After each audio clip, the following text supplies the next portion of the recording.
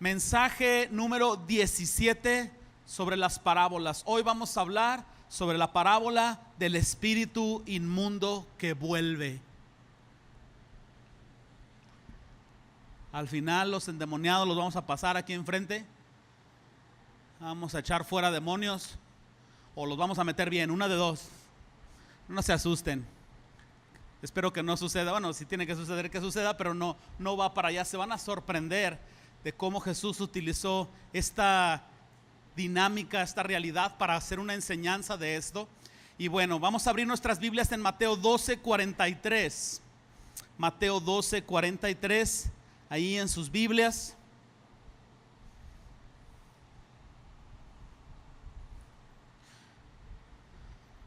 Cuando ya lo encuentren, para saber que lo encontraron, pueden decir ¡tururú!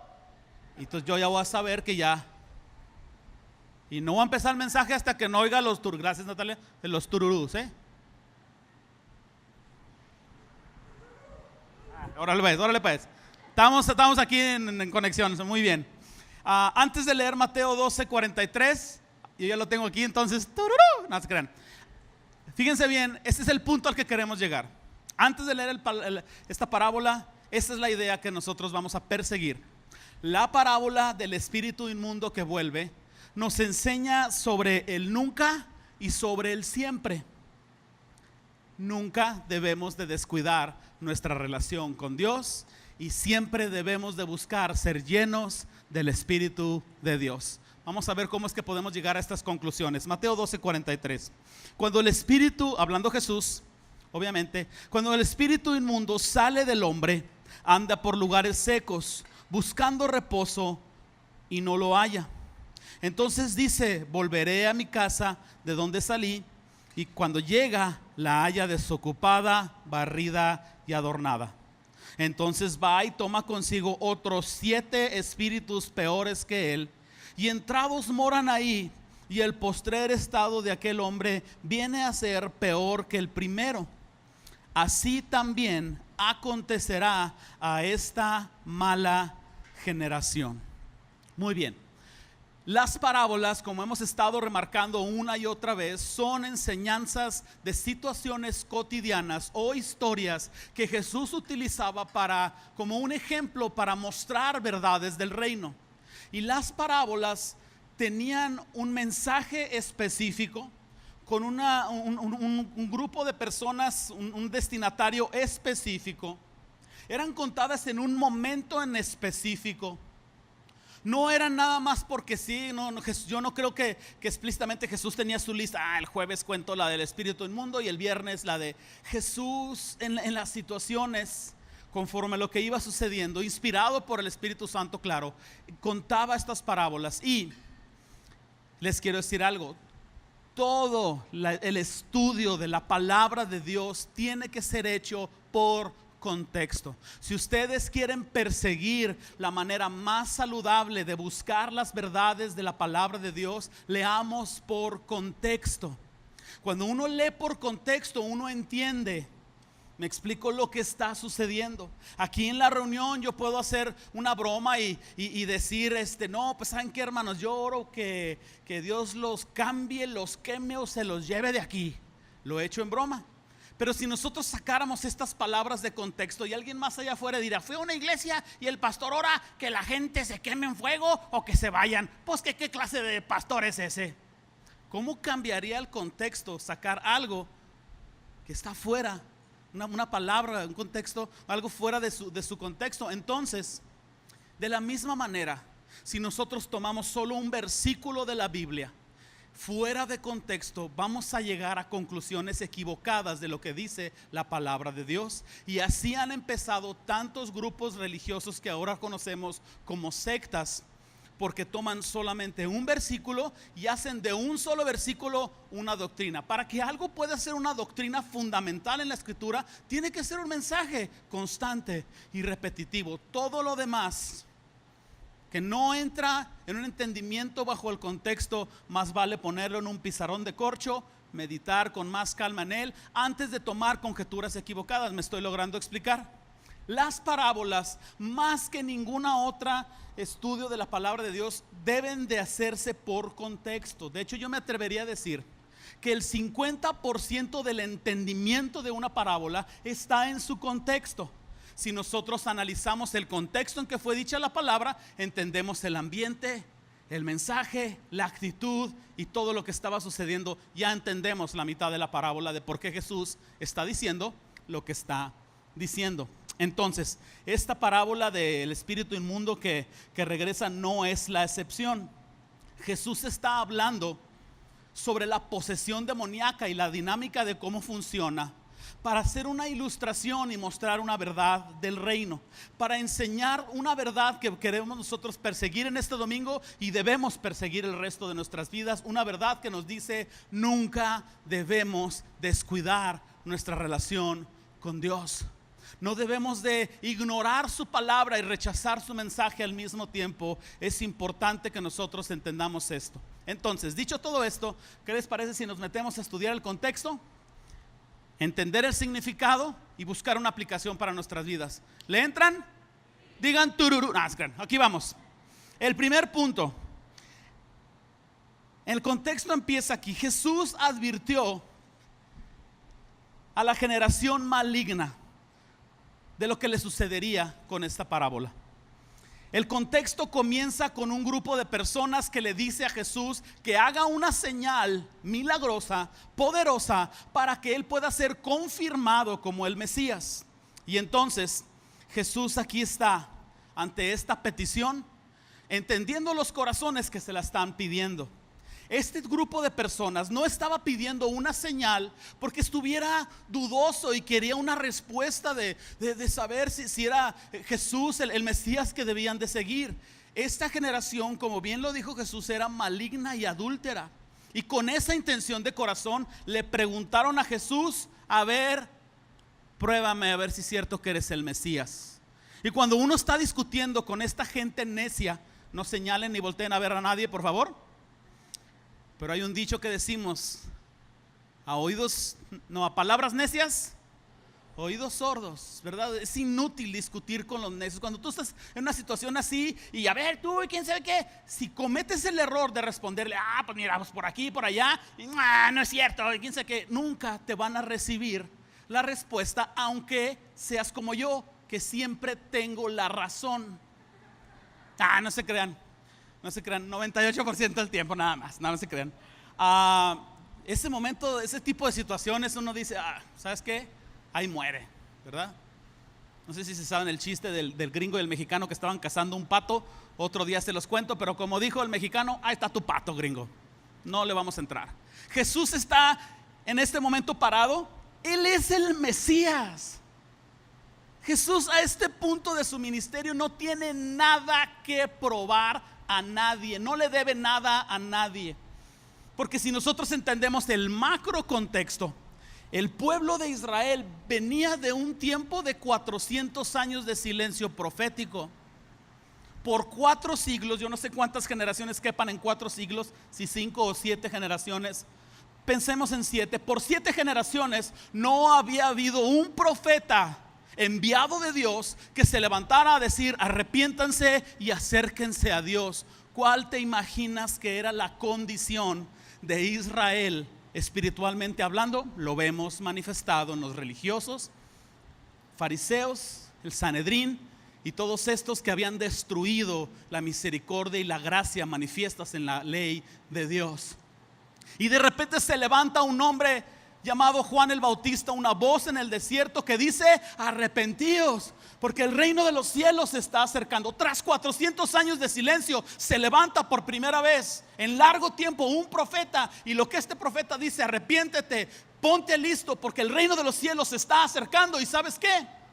Viene tras de mí uno más grande que ninguno otro que haya venido, parafraseando. Viene tras de mí uno que yo no soy digno de desatar la correa de su zapato.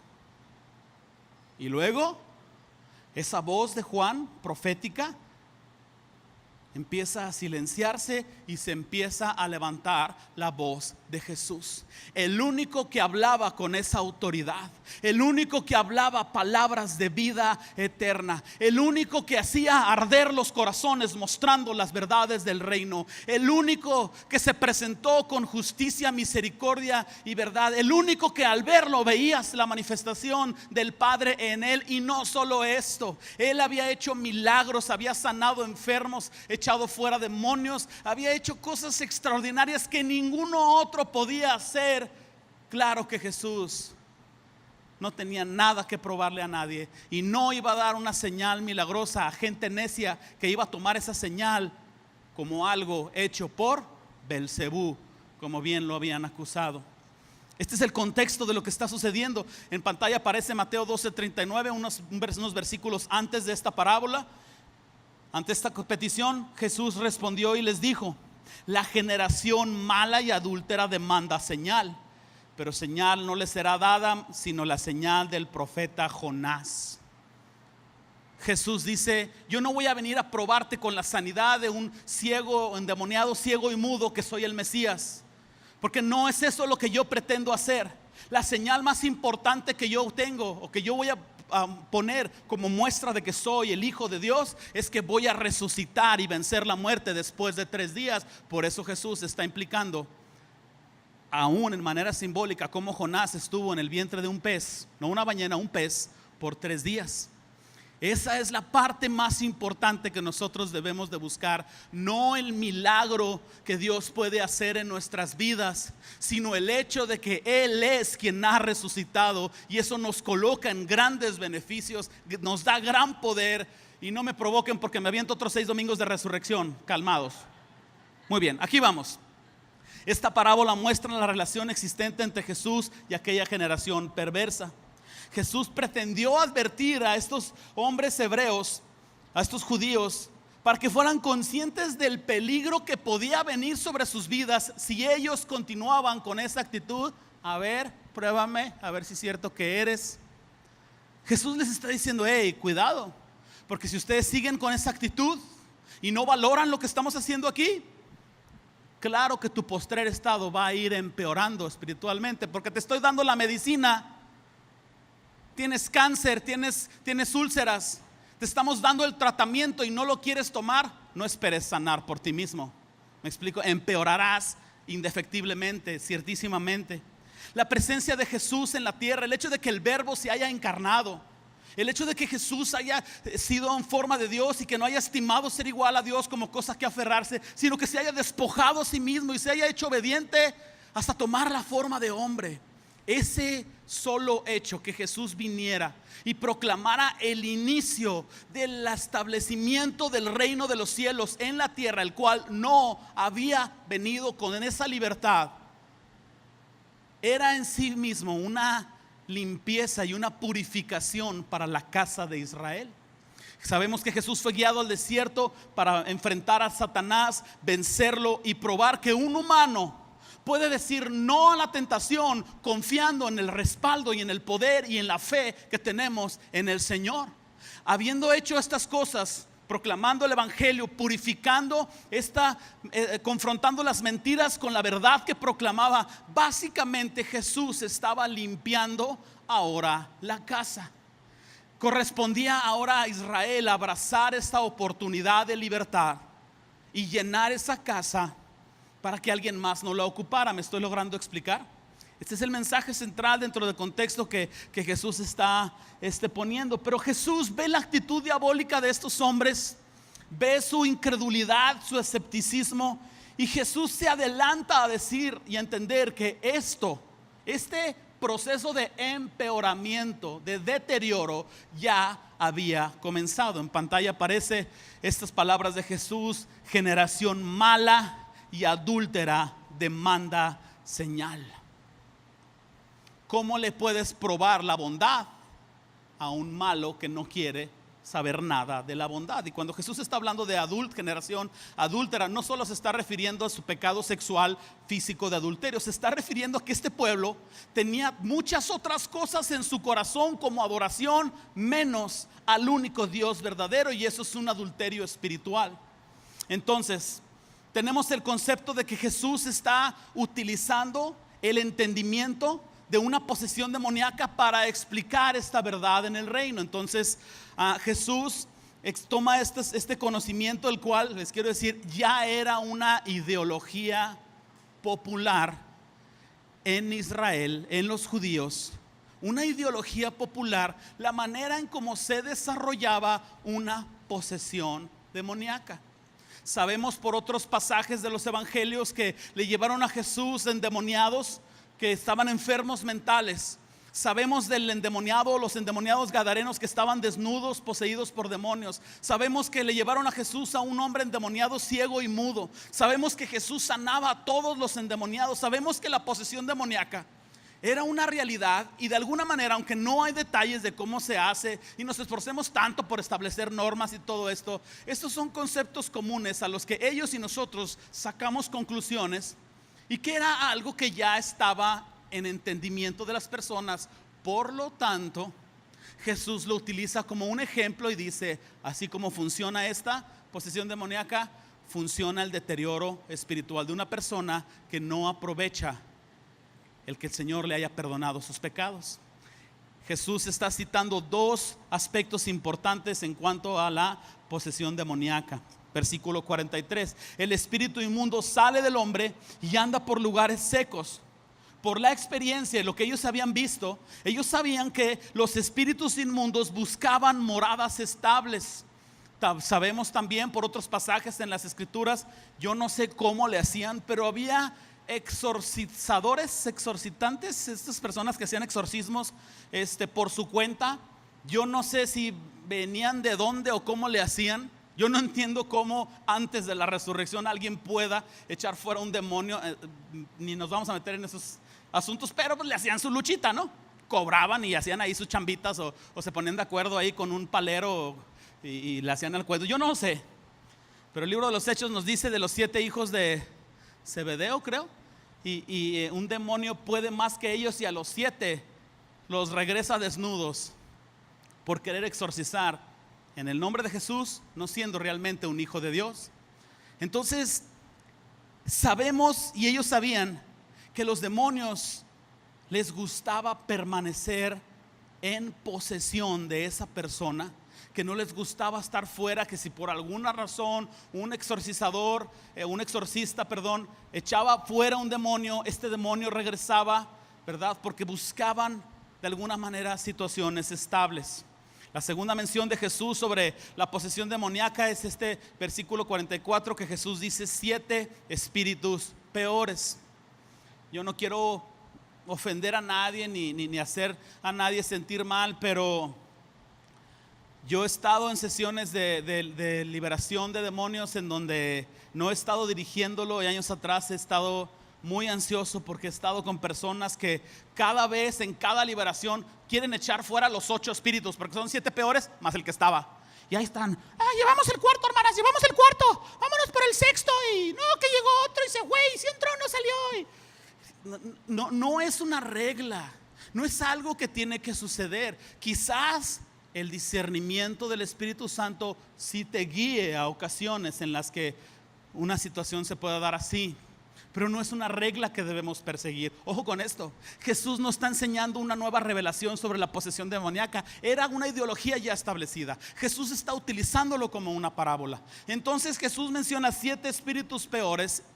Interesante, porque el 7 en la Biblia es un número que significa completo. El libro de Isaías menciona los 7 espíritus de Dios. No hay 7 espíritus de Dios, hay un Espíritu Santo, y tiene 7 facetas muy marcadas en la persona de Jesús. El mensaje de Cristo a 7 iglesias, representando la totalidad de la iglesia y la totalidad de las épocas que pasaría la iglesia a través de los tiempos. Jesús está utilizando el número 7 para expresar totalidad. Y lo que Jesús está diciendo en sencillas palabras es que una persona que no valora su libertad y que insiste en el pecado después de haber tenido el conocimiento de la verdad, no llena su casa con el Señor y su palabra, etcétera, lo que va a suceder es que naturalmente, similar a este ejemplo de negarte a tomar la medicina, va a ir empeorando. y el proceso de totalidad, de deterioro, se va a iniciar y no va a parar hasta que sea total. Aquí encontramos a Jesús hablándoles sobre estas verdades del reino. Avancemos al siguiente punto. ¿Qué significa esta palabra? ¿Qué significa esto que Jesús está hablando? Entendemos ya el contexto, pero ¿qué significa? ¿Qué es lo que Jesús estaba hablando? Quizás ya hemos tocado parte de esto. Similar a una persona que no valora su libertad, los hebreos religiosos estaban en riesgo de empeorar su condición.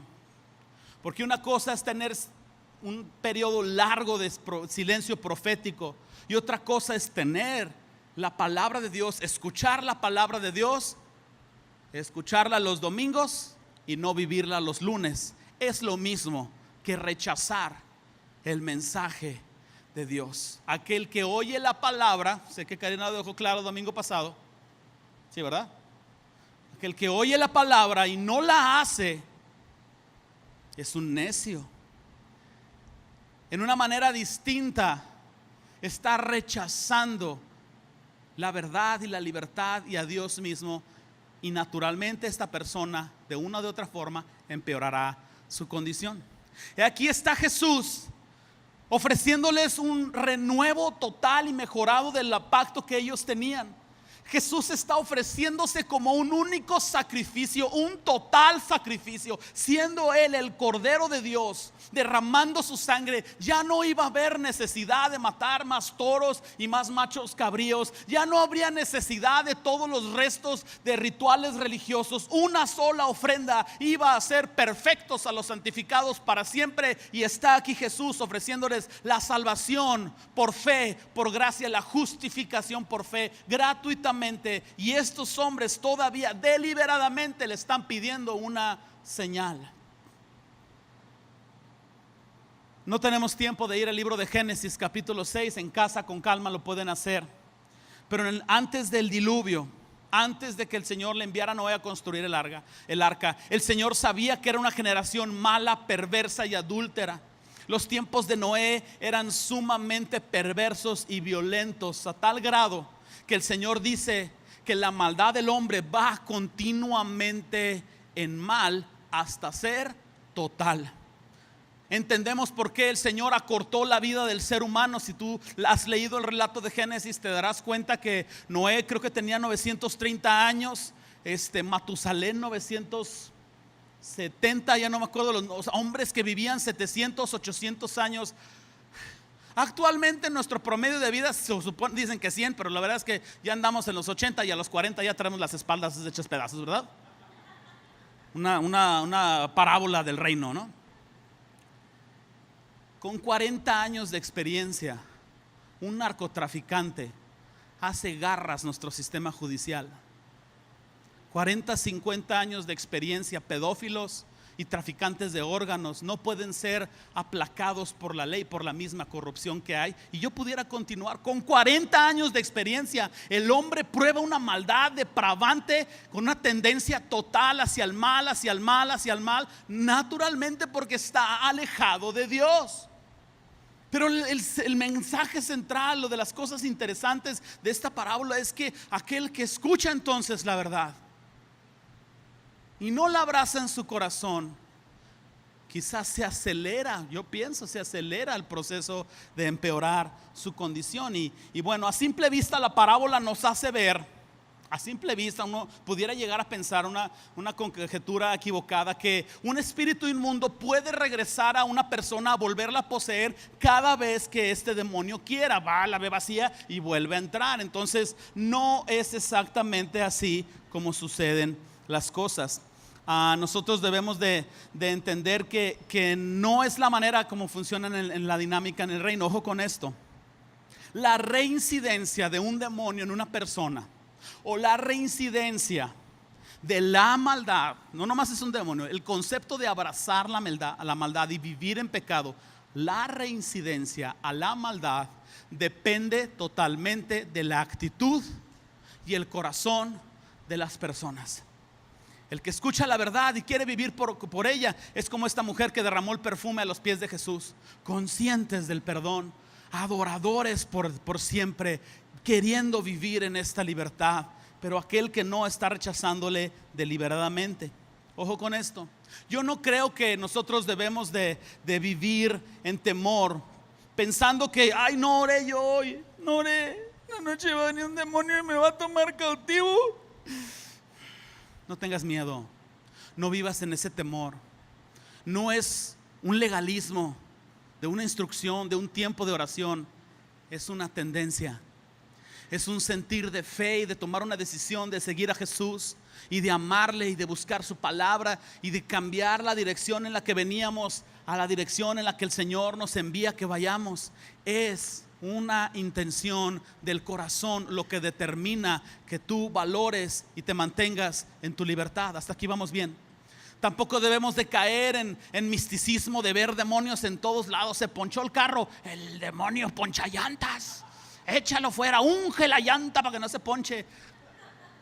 Te vas a volver a ponchar en un mes y sigues transitando aquí por Pan de Vida. De hecho, deberíamos de poner una desponchadora. Sería un negociazo, ¿verdad? Yo me he ponchado un chorro de veces aquí. Pero bueno, esa es otra parábola que otro día contaremos. Ni tanto que queme al santo, ni tanto que no lo alumbre, dice Chucustrense 7:6, ¿verdad? La parábola remarca una realidad básica. Fíjense bien, no se me pierdan. La parábola remarca una realidad básica. El espíritu inmundo volvió con 7 peores, un proceso de empeoramiento. Volvió por la simple razón de que la casa estaba desocupada, vacía. Una persona que no llena su vida con Dios, con tu palabra, que no está en una búsqueda de Él, que está rechazando el arrepentimiento, aguantándose la convicción por dentro, mantiene su casa vacía. Si no eres lleno del Espíritu Santo, si no eres lleno de Dios, vas a ser lleno de otra cosa más: de vanidad, de materialismo, de rencor, de ira, de odio, de perversión, de lujos. Agrégale a la lista lo que tú quieras. Es un adulterio espiritual y seríamos parte de una generación mala y adúltera. Una persona vacía necesita, recién convertida tal vez, necesita urgentemente conseguir una Biblia. Necesita ser enseñado, en discipulado, a conocer la palabra de Dios, a saber quién es Jesús, dedicar el resto de su vida a conocer a Dios y hacer crecer su fe, convivir con hermanos que le van a ayudar. Para eso Dios ha diseñado la iglesia. En pantalla aparece Efesios 2:19 al 22. Para ahorrar tiempo lo pongo aquí. Así que ya no sois extranjeros ni advenedizos. Advenedizo es una persona que no pertenece a algo, que es rechazada. Pablo está diciendo: ustedes no son extranjeros para Dios, ni extranjeros, ni personas no deseadas. Todo lo contrario. Pablo está diciendo: sino son ciudadanos de los santos y miembros de la familia de Dios. Nos brincamos hasta el 22. En quien vosotros también sois juntamente edificados para morada de Dios en el Espíritu. Eso es lo que Dios quiere de todos nosotros, que valoremos nuestra libertad y que empecemos a llenar nuestras vidas con su Espíritu y su palabra, y que entonces nosotros podamos iniciar otro proceso al otro extremo, un proceso de cada vez más ser llenos del Espíritu Santo, porque el destino de Dios es que nosotros seamos la morada donde habita el Espíritu Santo. El Espíritu Santo esencialmente no necesariamente está en estas 4 paredes, aunque sintamos su presencia. El Espíritu Santo está ahí, ahí y ahí y ahí. Ese es el destino de Dios para nosotros. Dios quiere llenarnos con su Espíritu. Y a mí me asombra una verdad que hemos aprendido con la experiencia. Para personas no conversas y para personas ya conversas a Cristo, salvos y no salvos, es muy fácil, ambas categorías, es muy fácil aceptar un entendimiento espiritual de decir: esta persona hacía maldad porque estaba poseído por un demonio. El demonio en él lo hacía secuestrar niños, lo hacía violar personas. El demonio en él lo hizo asesinar a esta persona porque estaba poseído por el diablo. Aceptamos la realidad que una persona poseída por un espíritu inmundo puede alterar su conducta, sus decisiones, sus pensamientos, aún su carácter. Yo sé que tu viejo, cuando no hace nada, llega y parece que está endemoniado. Ese es otro tema que luego hablaremos. Levanten las hermanos, la mano las hermanas que no se crean. Maridos, no teman. No teman. Una tortillita con mantequilla mientras están las flautas por mientras. Qué fácil es aceptar esto, y es correcto. Pero qué difícil, sinceramente, qué difícil. O no entiendo por qué es que nosotros como hijos de Dios no abrazamos la contraparte de esta realidad, que somos morada de Dios en el Espíritu. Y que, perdón, no me gusta hacer este tipo de comparación, pero lo tengo que hacer. Si un espíritu inmundo puede hacer alteraciones en una persona, ¿qué puede hacer el Espíritu Santo en ti? Si ya no vives tú, vive Cristo en ti. Claro que el Señor puede cambiar tu manera de pensar. A Él sea la gloria. Claro que el Señor puede cambiar tu actitud. No hay con que, no, yo tengo mal carácter y se aguanta. No, amigo, transforma tu carácter a la imagen de Cristo. Todo lo puedes porque el Señor está en ti. Porque el Espíritu Santo transforma tu pensamiento y tu corazón y quita el rencor y pone la gracia. Imagínate, abraza la verdad, la posibilidad de que aquel que lo llena todo en todo está en ti. Ese es el estilo de vida en el reino de los cielos. Entonces, no se requiere ser un genio super astronauta inteligente, ni tampoco un teólogo experimentado en teología y maestría en divinidades para entender que una persona que no cuida su condición espiritual, que no valora su libertad, va a empeorar espiritualmente. No se requiere ser ni un teólogo ni un genio para saberlo. ¿Me logro explicar? El postrer estado de una persona que no busca ser lleno de Dios va a ir deteriorándose.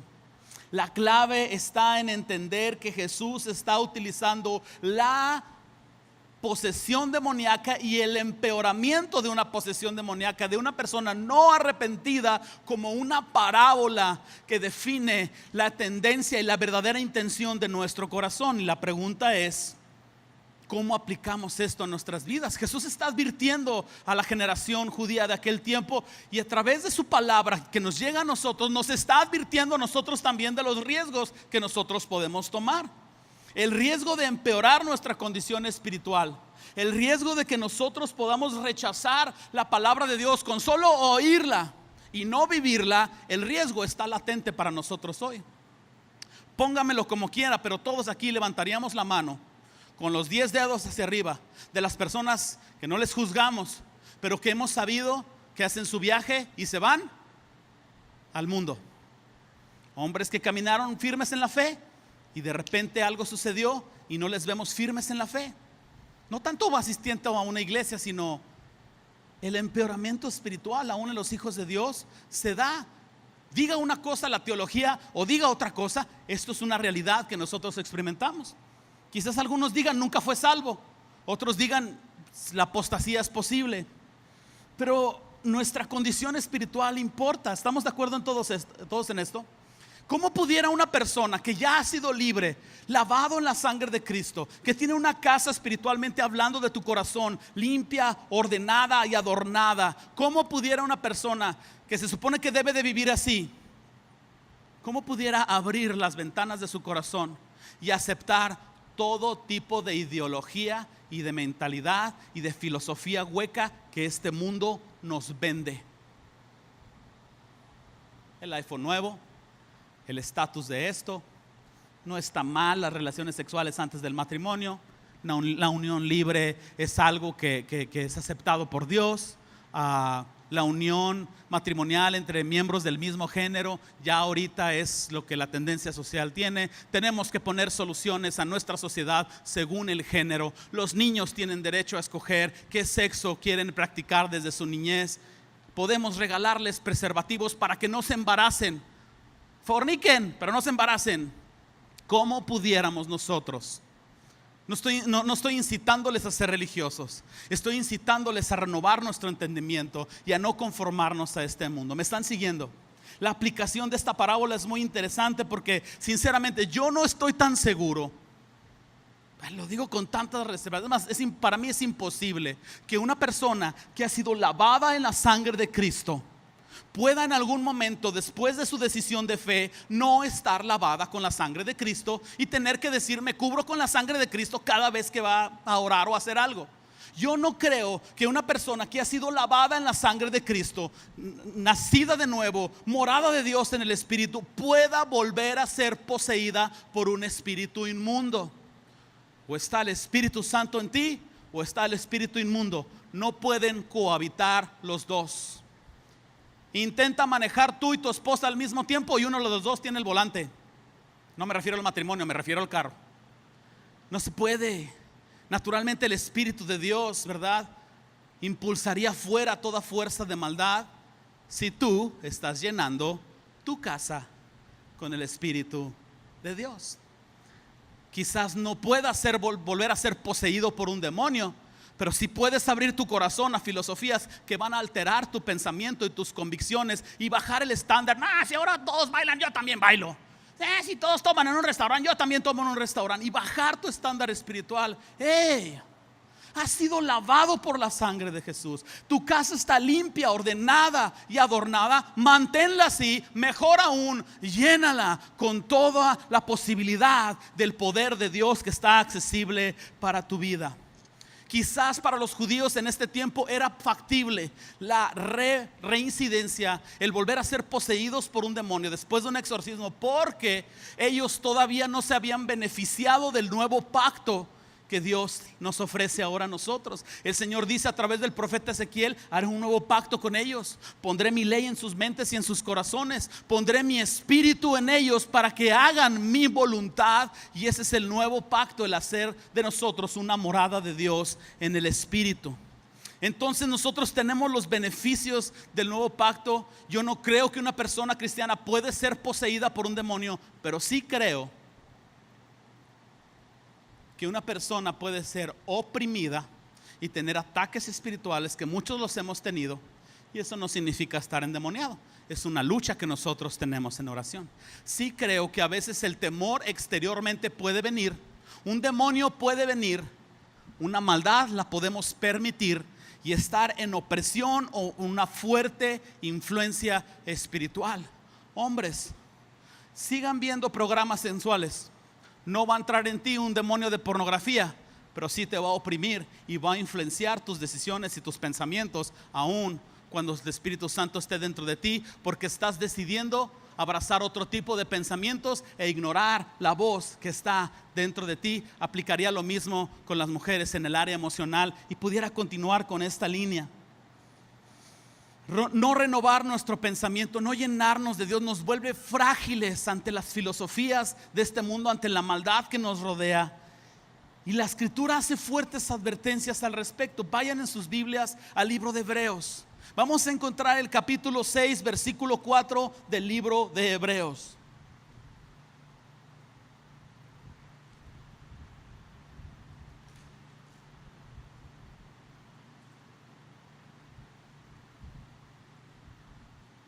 Hebreos 6:4, ahí en sus Biblias. Por favor, toda su atención, porque es imposible que los que una vez fueron iluminados y gustaron del don celestial, fueron hechos partícipes del Espíritu Santo, y asimismo gustaron de la buena palabra de Dios y los poderes del siglo venidero.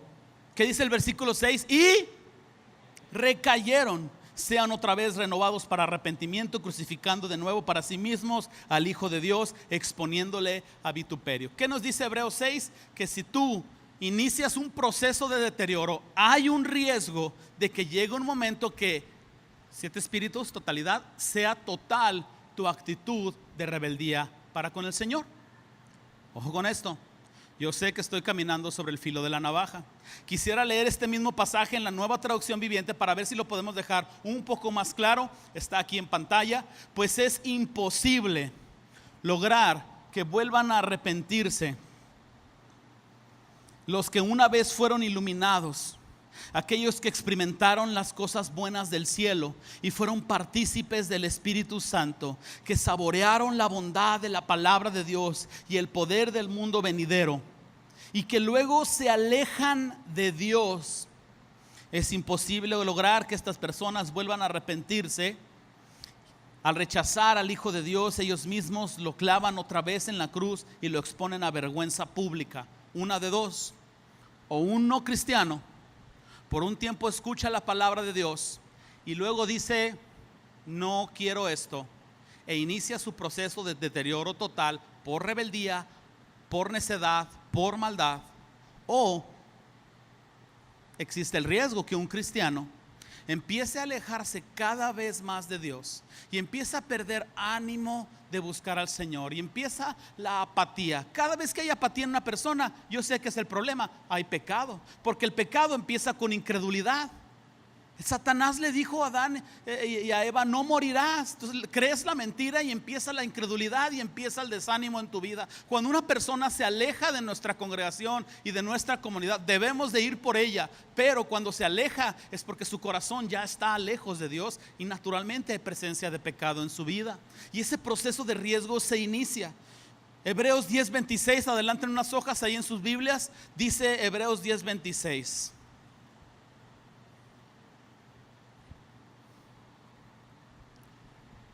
porque si pecaremos voluntariamente después de haber recibido el conocimiento de la verdad, ya no queda más sacrificio por los pecados, sino una horrenda expectación de juicio y de hervor de fuego que ha de devorar a los adversarios.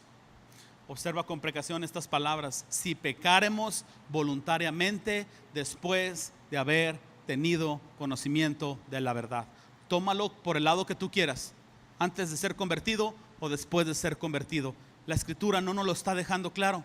Y yo sé que estos pasajes son controversiales porque hay controversias en el cuerpo de Cristo. Unos creen que una vez salvo, siempre salvo. Otros en el cuerpo de Cristo creen que la apostasía, el alejarse voluntariamente de Dios, es factible después de haber sido salvo. Y la realidad de las cosas es que esta discrepancia está en nuestro nivel natural. Sube a ancianos y a pastores que unos están de un lado, otros de otro lado. Sube a teólogos de alta categoría, unos están de un lado, otros están de otro lado. Tú me preguntas a mí, ¿se puede perder la salvación? Yo te diría, hasta este punto no lo sé. Pero por si las chanclas, dice Chucustrenses, por alguna razón están estas advertencias en la Escritura. Quizás yo estaría un poco más inclinado a creer que una vez salvo, siempre salvo.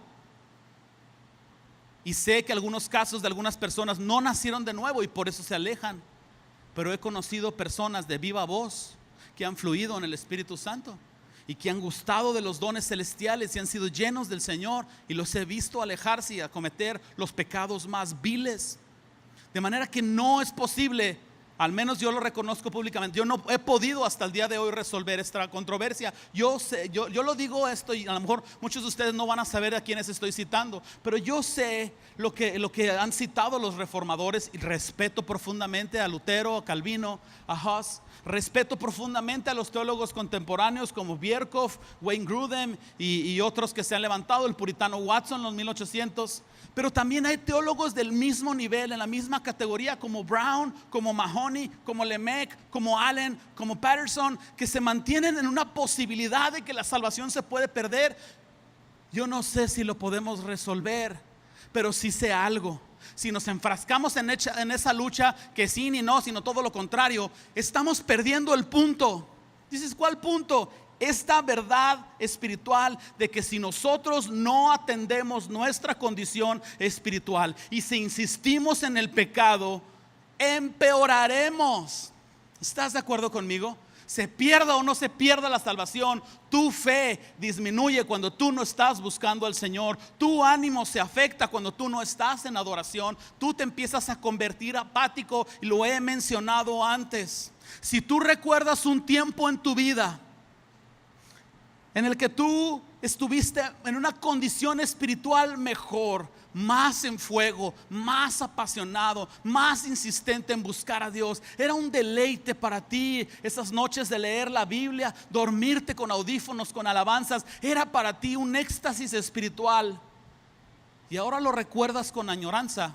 Es porque tú lo estás viendo desde un punto bajo. Estás aquí y lo recuerdas ahí. Te estás deslizando. Yo no sé hasta dónde te va a llevar ese tobogán. Te estás deslizando. Si sientes apatía, es porque tú estás abandonando la senda del discipulado. Porque los discípulos arden en su corazón cuando escuchan la palabra de Dios. Yo digo una cosa, antes de resolver esta discrepancia, yo creo que debemos de tener temor de Dios y cuidar de nuestra salvación con temor y temblor. ¿Qué dicen ustedes? Richie, ayúdame aquí atrás. Hebreos 2:1 aquí en pantalla. Dice la escritura: por tanto, es necesario que con más diligencia, con más responsabilidad, con más determinación, con más intencionalidad, es necesario que con más diligencia atendamos las cosas que hemos oído. ¿Cuáles cosas? Estas cosas. No sea, léelo conmigo, que nos deslicemos. Porque si la palabra dicha por medio de los ángeles fue firme, toda transgresión y desobediencia recibió justa retribución, ¿cómo escaparemos nosotros si descuidamos una salvación tan grande? Déjame parafrasear la pregunta: ¿cómo podemos nosotros pensar mantenernos en fuego y en una salud espiritual si hemos disminuido nuestros estándares espirituales? Otras cosas han llenado nuestras prioridades. Jesús ha dejado de ser nuestra devoción. La escritura nos llama a renovar nuestro entendimiento. Yo sé que estoy excediéndome en el tiempo y demasiados pasajes, pero creo que vale la pena asentarlo correctamente. La escritura nos exhorta en Romanos 12:2 a renovar nuestro entendimiento, a no conformarnos a este siglo. Esa es una regla de vida para nosotros. Quiero oír un amén, por favor. En pantalla, Romanos 12:2 en Nueva Traducción Viviente: no imiten las conductas y costumbres de este mundo, más bien dejen que Dios los transforme en personas nuevas al cambiarles la manera de pensar. Entonces aprenderán a conocer la voluntad de Dios para ustedes, la cual es buena, es agradable y es perfecta.